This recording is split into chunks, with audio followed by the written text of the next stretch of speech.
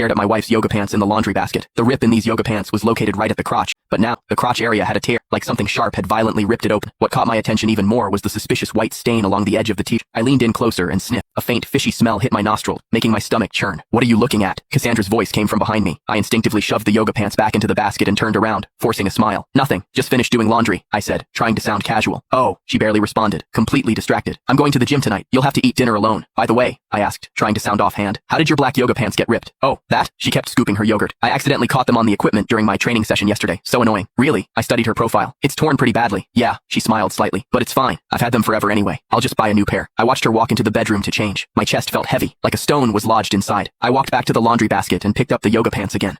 The edges of the tear were jagged and uneven, like something had forcibly stretched them open. As I examined them more carefully, I discovered a small electronic key fob sewn into the inside of the waistband. It had a series of numbers engraved on it. TS-032TS stood for Total Sculpt, an upscale gym in our city. 0321 was a locker number. I remembered Cassandra had a membership there, but she usually went with Melissa. She rarely went alone. I was still thinking when Cassandra emerged, already changed. She wore gray sweatpants and a loose hoodie, looking fresh and put together. "I'm leaving." She grabbed her bag and headed for the door. "Wait," I called out. "Why are you always going to the gym with Melissa lately?" She stopped and glanced back at. Her eyes flickered with something I couldn't read. "What do you mean? We've always gone together, haven't we? But you used to only go on weekends. Why are you going every day now?" I asked cautiously. She smiled, her tone relaxed. "Work's been stressful lately. I want to exercise more, blow off some steam." I nodded, saying nothing more. She turned and left. I stood by the window, watching her walk quickly toward the entrance of our apartment complex. A black SUV was already waiting there. The window rolled down. Melissa waved at her, and Cassandra opened the door and got in. The car quickly disappeared from view. I returned to the living room and picked up the yoga pants again, studying the electronic key fob closely. Total Sculpt's VIP lockers were only available to premium members. Cassandra's membership was just basic level. I pulled out my phone and searched for Total Sculpt's website. Their VIP membership cost 5 figures annually and required strict approval to obtain. Cassandra made decent money, but not enough to splurge on something like that. I was still thinking when my phone suddenly buzzed. It was a text from an unknown number. "Wednesday, same place, reshoots, don't forget." I stared at the text, unease creeping through me. Cassandra's phone was sitting on the coffee table.